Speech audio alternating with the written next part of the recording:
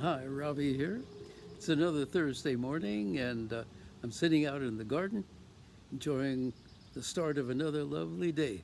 Uh, this coming weekend, the band is going to be busy. We've got a wedding reception that's going to be about 6 hours long, so there's a lot of things to prepare for. And we've got a, a garden a retirement party in a lovely garden outdoors in the afternoon and going into the evening. Both of these events require a lot of planning and detailing and scheduling and planning to move from here to there and planning to play particular songs at particular times. A lot of details to organize, a lot of details to prepare for. That keeps me busy on days like this. Uh, but yesterday was a different day. I did some preparing for the weekend's work earlier in the day, but the rest of the day I took care of some small domestic type projects, which are also important. Uh, I went out for a haircut. See, uh, all I needed to do was to put some money in my pocket and get in the car and drive over, get a haircut. No big preparation. I went out and checked my mail, drove to the post office, put the key into the mailbox, looked inside. That's all it took, and then drove home.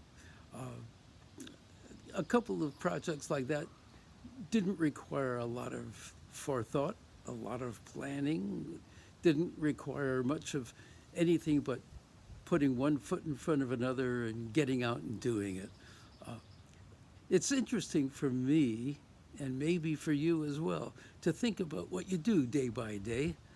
And by noticing the contrast between some of these very detail oriented projects that we work on, and in contrast to some of the very non detailed oriented projects like going to the post office, uh, it's, it's interesting to notice that we can learn a little bit more about what we do and what we don't do by noticing what's the contrast between different kinds of projects that we work on. I often hear people say, well, if you want to learn about your language, you better learn a foreign language. That way you can have another way of describing things that you, you might be taking for granted. Well, I'm thinking these days, especially today, thinking about the kinds of projects I spend my time with, trying to learn a little bit more deeply about what I'm actually accomplishing and what I'm keeping busy with. You might like to look at your own activities the same way. It's revealing. That's what I'm thinking about today, and I'll talk to you again next Thursday.